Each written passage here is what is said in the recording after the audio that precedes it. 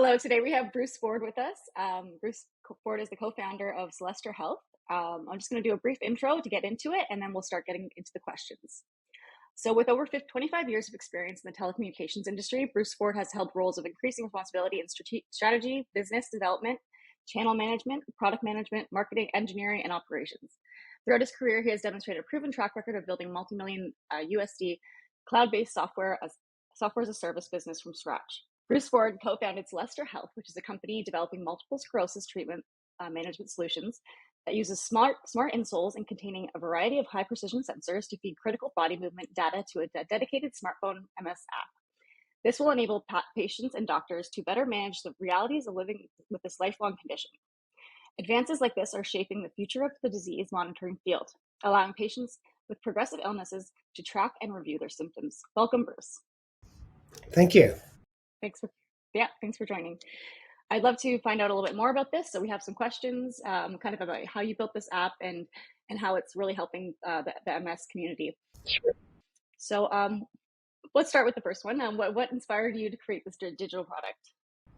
Yeah, well, I think you could, in a way, you could attribute part of it to COVID because we were all locked down and had a lot of time on our hands. And Saturday mornings on the back deck in the summertime with my wife, who's a MS neurologist.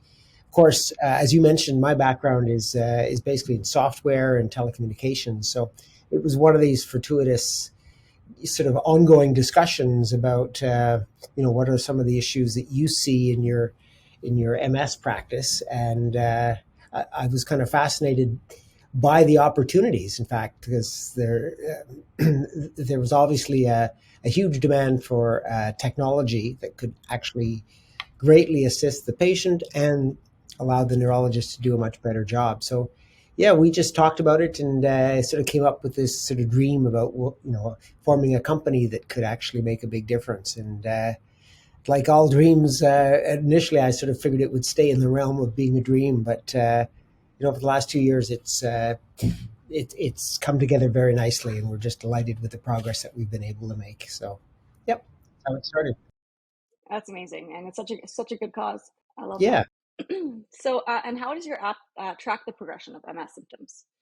Yeah, well, I think the first thing to point out is that multiple sclerosis, first of all, it's not a made in Canada disease, but Canada's got the highest incidence per capita in the world. So because of that, we're home to a lot of sort of MS sort of expertise, if you will.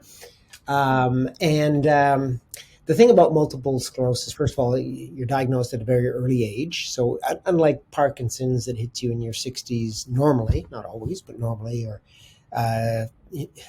dementia or Alzheimer's that comes even later than that, 70s or 80s, it's not uncommon to be diagnosed in your 20s with multiple sclerosis.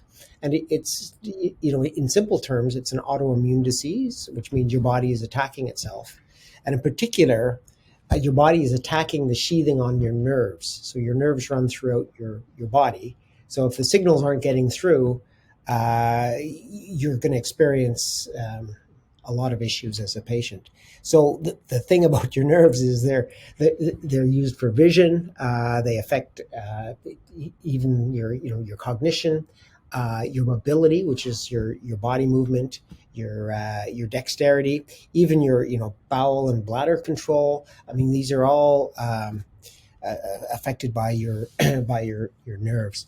So what we decided to do, given that it was a tough problem to tackle, and there's certainly no one size that fits all, we focused on what is typically regarded by patients as their number one issue, and that is mobility. And we know that over 80% of patients suffer from mobility-related issues.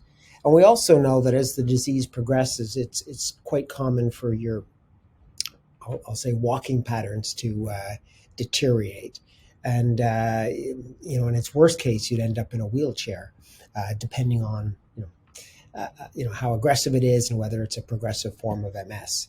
So that became our focus, and that is how can we actually monitor patients and their movement, and do it with a level of sort of scientific accuracy, sort of I'll call it laboratory grade, that would be able to tell the patients if they're getting worse, because often they have an idea, but it's not objective data, and also to be able to inform the MS specialists, which could be an MS neurologist, or it could be an exercise therapist, or an occupational therapist, or even a physiotherapist. So, yeah, so that's why we focused on walking as a key target of our solution.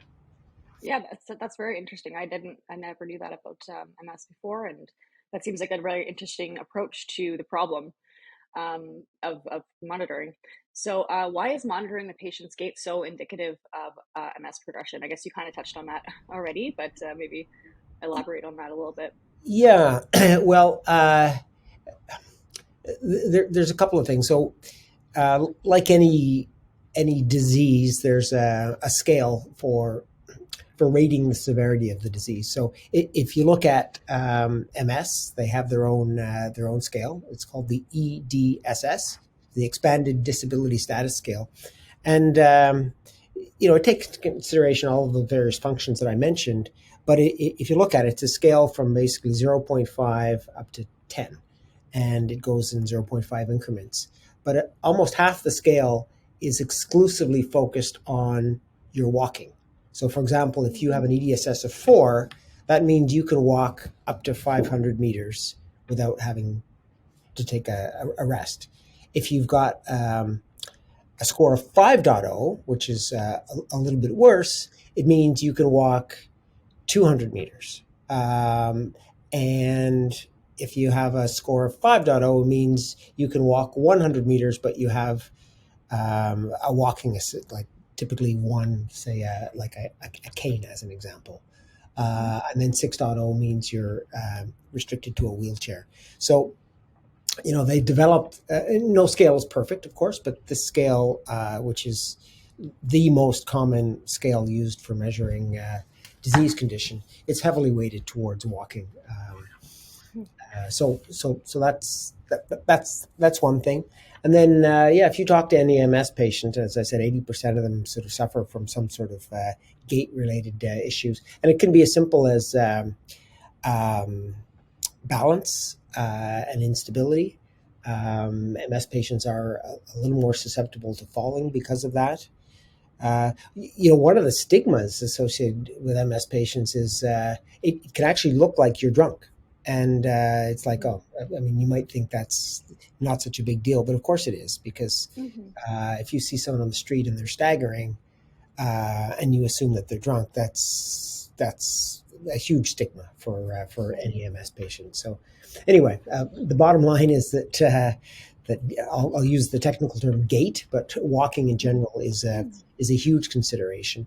And for us, it's really around capturing us using AI technology, and that's really at the heart of what we do.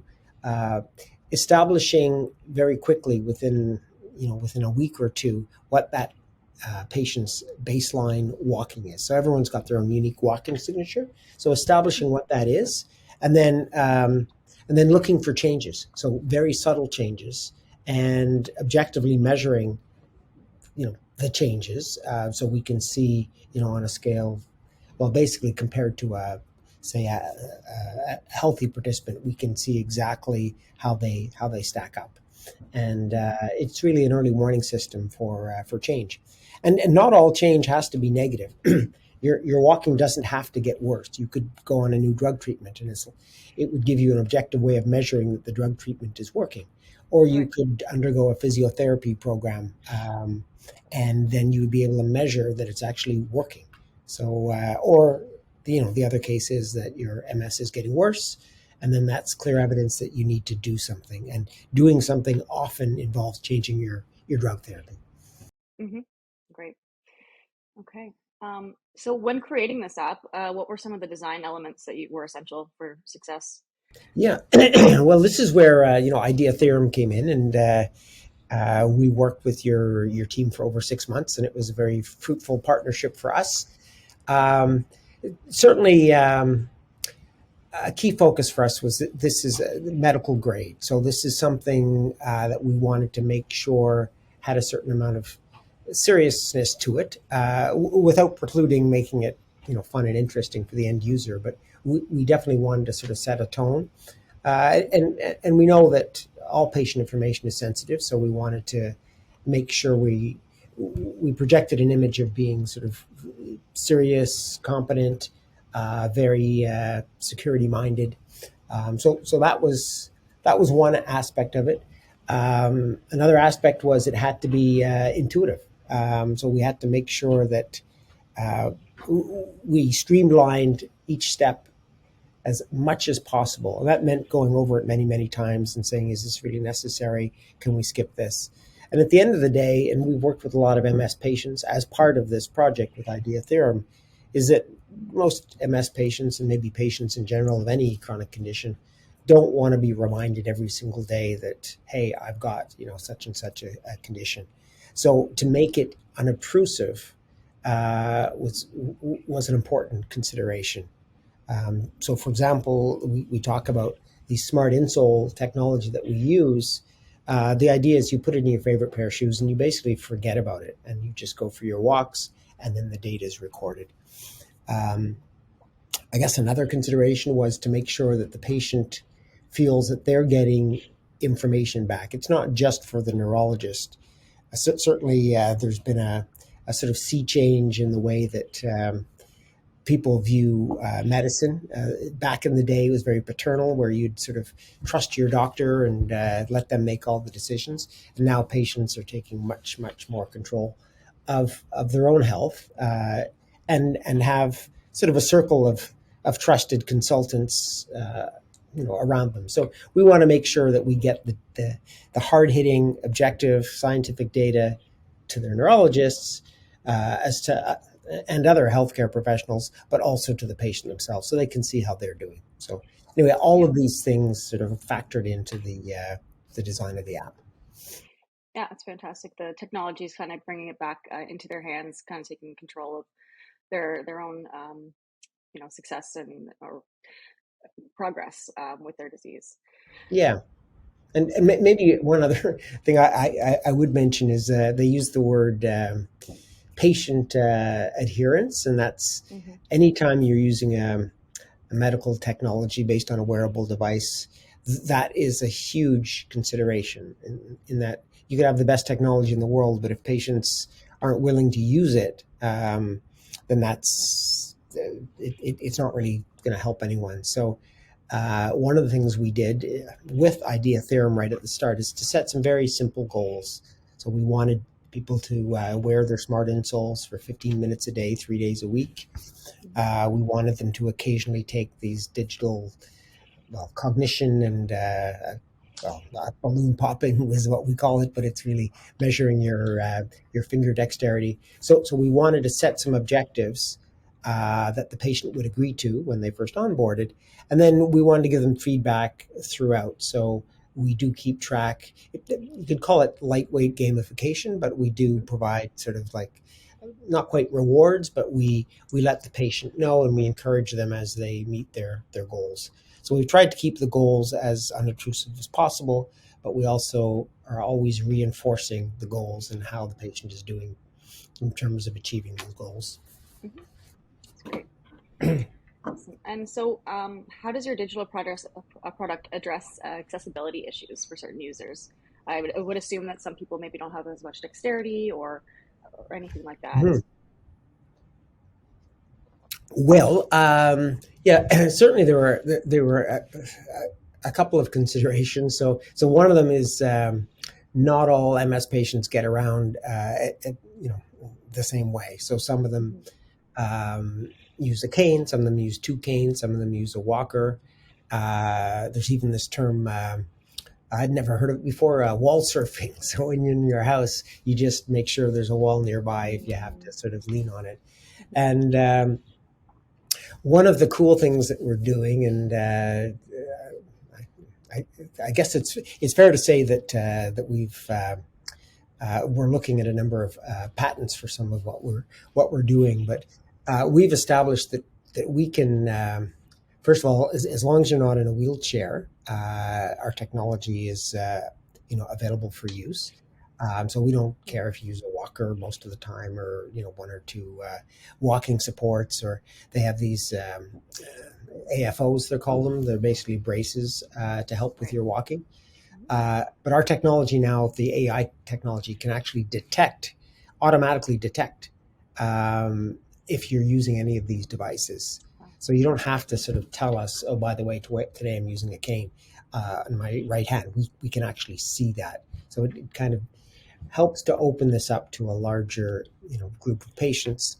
And then the other one is pretty simple. That one of our neurologists mentioned that it's not uncommon for MS patients to have vision related challenges, and one of the more common ones, and it's not unique to MS, but it's optical neuritis, and often contrasts are hard to see. And then the other one is the color red is often poses some challenges. So we stayed away from red, and we made sure that in the font selection, and we did this with Idea Theorem, and this came out of the discussions that Idea Theorem had with patients, is to make sure that everything was as high contrast as possible. So those are a couple of examples of things that we've done to accommodate MS patients. That's perfect. Great. And so, how was symptom progression tracking handled before smartphones and wearable tech? Was there anything close to this, or is this a kind of a breakthrough? Yeah, I mean, this goes back to my Saturday morning back deck conversations with my wife, and the neurologist.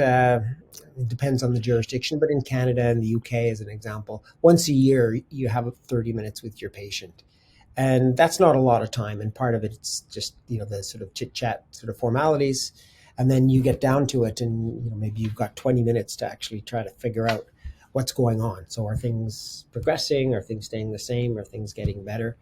And it's not a lot of time to really understand. And often the neurologist is at a bit of a loss because they're running the few tests that they have, and these are clinically proven tests, but they're very short tests, and they're maybe not seeing any difference. But the patient is saying, actually, I'm sure I feel a lot worse than I have been. Mm. And the neurologist is sort of stuck trying to figure out how to capture that. Is the patient worse or not? And they have to rely on the evidence that they have. So for one, I think a really good example is for walking, because that's so important to MS patients. They typically do something called a 25-foot walking test, where the patient will walk basically for 12 feet, turn around and come back. And the neurologist has a stopwatch. And so it's an objective measure. They have a time, but once a year they record the time. And it's very primitive because, I mean, there's examples where patients could be very unstable but rush through it. So the time actually looks like it's a pretty, it's under 10 seconds, and it's a relatively short time, but it doesn't say anything about the quality of their walking. Mhm. And it doesn't speak to the what we call the good day, bad day effect, which we know it's been proven scientifically that on a good day you can be 20% better, on a bad day you can be 20% worse. Mm. So by taking a single sample once a year, there's just a lot of missing data. So the idea behind our solution is that you've got this continuum of data 3 times a week. So if there are good days and bad days, they just get smoothed out over the course of the year. Mhm. And some of the things we've seen with our technology is that even effects of fatigue are not going to come out in a 25-foot walking test.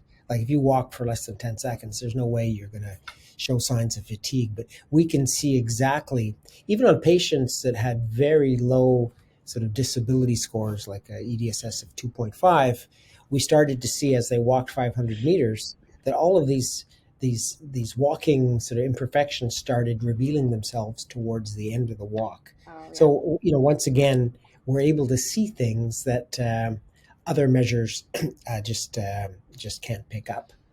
And I think I'd be remiss if I didn't mention the MRI, because that's um, very heavily leaned upon. And so So you get an MRI image of your brain. And with an MS patient, certainly it's used in diagnosis, but it's also used for tracking the disease. You see these white lesions. And the challenge with that, first of all, they're expensive. And they're typically only done once a year, is that if you do a time lapse, like every 2 weeks, your lesion profile is changing. It's almost like popcorn, where the lesions are coming and going and coming and going. So once again, once a year, you're just getting a kind of one snapshot in time that's not necessarily indicative of the whole year. And then the other thing is certain lesions have no impact upon the patient themselves. So you're sort of lacking that connection between what you're seeing on the MRI and what's actually happening in the patient's life. So, yeah. So I mean, there are some good tools available today, but there's certainly a lot of room for improvement. Okay, yeah. So it's just kind of just scratching the surface of what's possible. Yes, exactly. Awesome. Well, let's see. And how has disease monitoring been impacted by technology? I guess somewhat similar, but Yeah, like disease monitoring in general has come a long way, and I think COVID helped accelerate that to some extent. Where, first of all, people were locked down at home and had chronic conditions that needed to be monitored, and secondly, the ERs were absolutely overflowing. So right. there was a real concerted effort made to keep people in their homes where they were safe. So. I mean, heart disease monitoring is pretty common. The other one, diabetes, of course, there's been some great sort of innovations there. So in the US, and they have obviously a very advanced medical system, they now have all these codes in place for remote monitoring, which includes covers the cost, the monthly cost of actually being monitored, so all the equipment involved, as well as for allowing the healthcare provider to do a video conference or telephone call for 20 minutes a month. So I would say the whole remote monitoring space has made a huge sort of step forward. MS is a little more specialized, I would say, in terms of patient numbers. Certainly, I mean, there's about 3 million MS patients globally. And I don't know what the numbers are for diabetes, but it's in the hundreds and hundreds of millions. So, Mm-hmm. yeah, so we are targeting a very sort of specialized um, disease condition. But at the same time, some of these measures that are been put in place to allow for remote monitoring and wearables are going to benefit MS patients as well. Mm-hmm. And we kind of touched on this before, how technology is just kind of scratching the surface of what's possible. So, what do you think this field would look like in 10 years? Like, how will the technology progress? Yeah, well, there there's certainly some really sort of cool technology that's now being used, but it's very much in its infancy. So, one of the issues with well, any technology, any wearable technology, but ours in particular, is how do you keep the smart insoles powered up? So, I mean, one way to do it is obviously to connect with a wire. That's not very convenient. Another way is to use, induction charging. So the same type of technology that people use on their smartphones, and that's definitely better because it's wireless. But you still have to, charge your shoes, if you will. Mm-hmm. So the new technology that's out there, it's called energy harvesting, and it simply takes the kinetic energy from walking. So as you're walking, you're creating forces, and that energy can be stored and used to power the smart insoles. That's so So cool. uh, it's still at its infancy. There's probably a dozen vendors of smart insoles on the market today, and I know of one of them that's actually using it right now. But it's not perfect. But give it another 10 years, and it will, I think, be more than ready for prime time, which would make it so simple for the patient. They just you know absolutely forget about the insoles, and the insoles themselves are like the product that that we use is exactly like what you'd get at a pharmacy. I call them comfort insoles. Yeah. They're just they're flexible and they're exactly the same shape and size, and you just fit them into your favorite pair of shoes, and away you go. The difference being these are packed with sensors. There's pressure sensors. There's accelerometer and a gyroscope, and there's Bluetooth technology and onboard memory, et cetera, et cetera. But yeah, essentially they look like regular insoles. So I also think they're going to be getting a little bit thinner with time as the technology gets better. And then durability is another thing as well. There's a focus on making sure that they last longer and longer. As things stand now, they typically last. Well, some vendors will say up to a million steps. So that's I guess 1,000+ kilometers, and that really depends on how heavily you use them. So we see that improving as well. Yeah. Wow. That's so cool. I wish that they could do that with phones and stuff too. Charge your phone with while you're walking. Yeah. Well, I wouldn't rule it out. I mean, as that technology gets better, and certainly there's a huge trend, and I don't know if you have a smartwatch, but Mhm. I do, and well, I use it for paying for things. I love the credit card aspect, but it also that's become a huge trend, and it's unstoppable. That our healthcare professionals are going to have more and more access, access to your data in terms of what you do under normal living conditions. Especially, there's so many linkages between health and exercise that everything's going to be tracked. I mean, even Apple quite famously now they can detect atrial fibrillation, so any sort of heart abnormalities. They're not strictly speaking a medical device, but that's just part of a growing trend, and yeah, we're part of that overall trend. Hmm. Yeah, of course, the wearable trends not going anywhere, of course, and yeah, it's really cool that people Yeah, can actually have, their own sense of what's going on with their body, yeah, yeah, one to one basis. That's yeah. great. So of course, with these apps, we kind of touched on this before too. There's obviously a big concern about privacy. So Yeah. how does your app or how does your company address privacy concerns for client health data? Yeah. So, and we finished our first patient trial, and we're about to embark on a multi-center patient trial. And when I say Wow. multi-center, it would be at the Ottawa Hospital in Canada. Obviously, we're working with Barts Health in the UK. They're one of the largest hospital groups in the UK, and then we're working with a Harvard affiliated hospital called the Brigham and Women's Hospital, and certainly, in order to get approval for these studies, they want to know that you're handling the data, uh, as securely as possible. So behind the scenes, we rely on AWS Cloud, so they have their own certifications. So in terms of things like regular backups, we use secure protocols to actually put the data into the cloud. Hmm. When the data is stored on a disk, it's encrypted as well. Wherever possible, we don't use, certainly for the trials, we don't use what they call personally identifiable information. So we keep that anonymized, Hmm. and we don't store any information like healthcare numbers or anything like that we don't absolutely need. So yeah, it's been from the ground up. We've made sure we're using all the latest security protocols, and that we're using sort of certified, um, I'd say, cloud providers and cloud infrastructure. Hmm.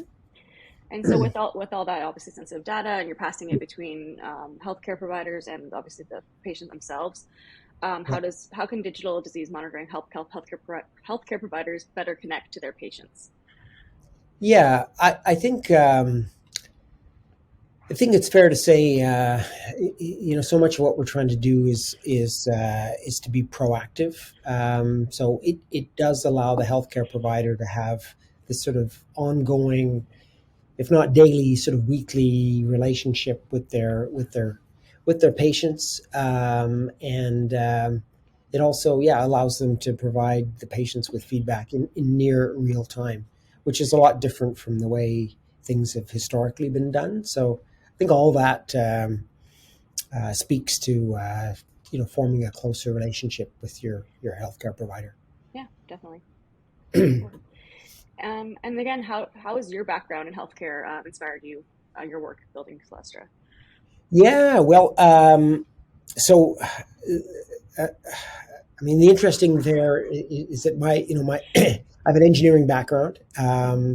and I have a business background, and I have, and you mentioned it earlier. I had successfully built a global business in 25 countries, selling software as a service, Mm-hmm. and so all of sort of these skill sets are sort of what I've developed over 25 plus years, and we've managed to put together a great team of neurologists, first of all. I'd mentioned, Harvard. I'd mentioned the Ottawa Hospital, Bart's Health. So we have some of the top MS neurologists in the world. I mean, if you look at the three most senior neurologists we have on our team in each of those countries, they've collectively got over 1,000 medical publications on MS, including in the Lancet and the New England Journal of Medicine. So I wouldn't say healthcare is Okay. my strength. I'd say it's allowed me to bring in a great team that we're really privileged to work with. We also have a team at the University of Ottawa, a team of PhDs that specialize in biomechanics. So that's basically body movement, and they have a lab that's got all of this state of the art equipment. It's probably I don't know, somewhere between $5 and $10 million worth of of equipment, and they're a really impressive team as well, and they specialize in artificial intelligence and characterizing sort of movement. And so we've had a lot of MS patients go through their lab, and they've been able to see all sorts of things that we wouldn't have imagined. I mentioned, detecting whether you're using any sort of supportive device. Mm-hmm. I mentioned that they can see signs of fatigue. The other thing that was really interesting for us is that they can see particular walking patterns that are common amongst MS patients. So some MS patients, they have difficulty sort of lifting up their foot properly. So they kind of do this, we call it circumduction, but they kind of swing their foot around, and their algorithms can pick that up just like that. And they can automatically label their walking type. And these are things that have never before been possible to do via an app. So yeah, so we're very fortunate to have just a really good team Mm-hmm. in place to basically handle the whole sort of medical and health aspect of things. Right, take care of that things. I think that when we were just talking before, was it your wife that was in healthcare? Yeah, so So yep, so she's kind of a silent partner in all of this, and yeah, she's the brains she, or the idea yeah, behind.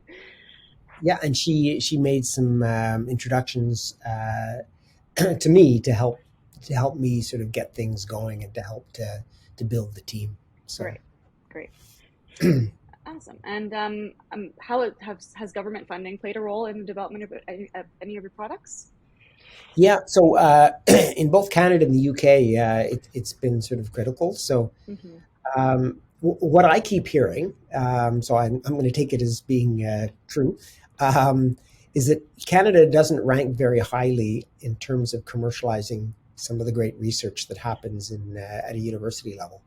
So because that's at the core of what we're doing, that is, we're working with a very highly specialized team at the University of Ottawa, and I mean we've got this sort of commercial background in order to bring these products to market. It's something I've certainly done for 25 plus years, and other members of the team have as well. So it's a really good marriage, and because of that, there's various government funding programs available, both at the federal level as well as at the provincial level.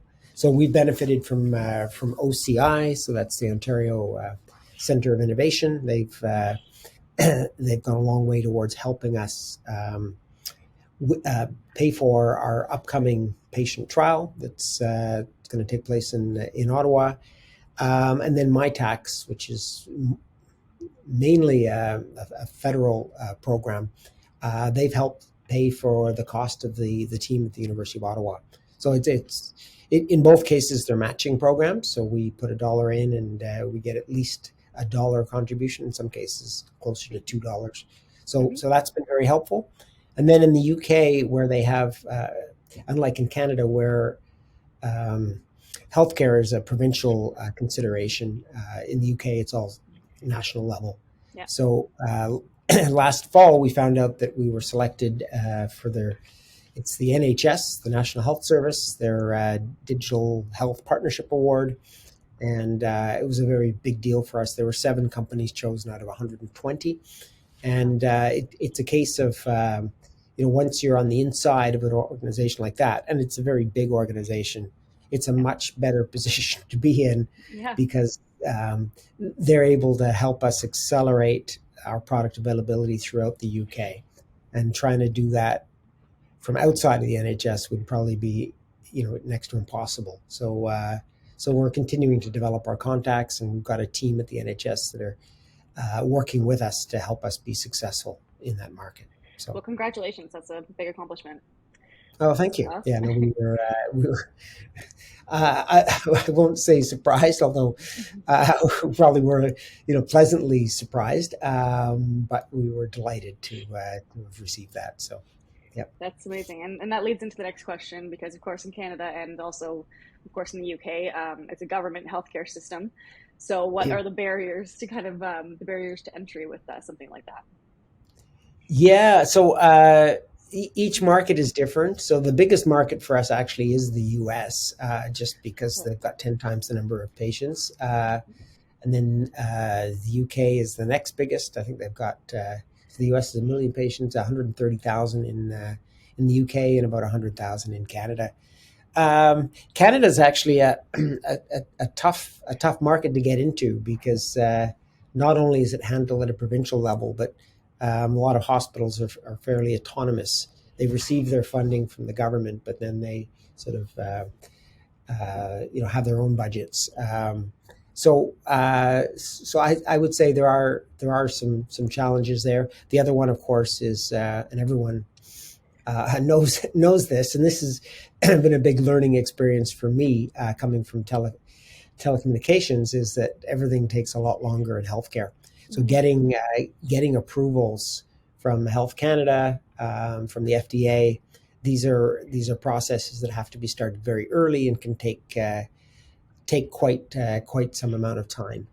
And just for the record, our solution is considered it's class 2 software as a medical device, and if you're class 1, that's the lowest level, and that's fairly straightforward, because it means it's a device that even if it malfunctions isn't going to injure anyone, where something like a pacemaker would be either a class 3 or a class 4 device, because obviously it could be catastrophic.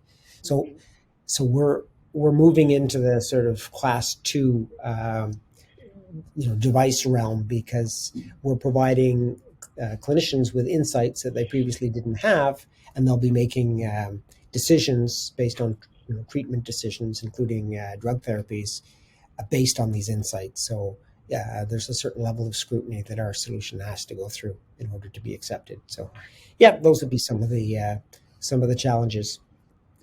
Some of the hoops to jump through. Okay. Yep. And we're going to wrap it up very soon.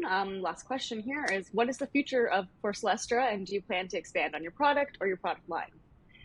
Yeah, so we certainly, we have this singular focus right now on multiple sclerosis, and it's partly because there's a sort of pressing need, and partly because we've got a great team in place that really understands the space, and also we've worked with a lot of MS patients, at least a dozen over the last couple of years, and that's been pretty inspiring as well. So we want to get that done right, and so that will continue to be our focus. But having said that, we know that our technology could be easily moved into other realms where, especially where walking is a key consideration. So I'd say the next on our list would be Parkinson's. Parkinson's is a much higher population of patients, but it would be a natural area for us to go into. But like Cool. in all things, you go into a bigger area, there's going to be other competitors there, and um, yeah, it's all you have to recruit Parkinson's patients and work with a new team of Parkinson's neurologists, et cetera, et cetera. So we're starting to dip our toes in the water, but it's not going to take away from what we're doing right now, and that's all about MS. Well, that's exciting. I can't wait to see where the company goes and how you grow. And Okay. then, so that's going to wrap it up. So thank you so much, Bruce. If anyone wants to find out more about Celestra, they can go to celestrahealth.com. Is there any other way that they can contact you?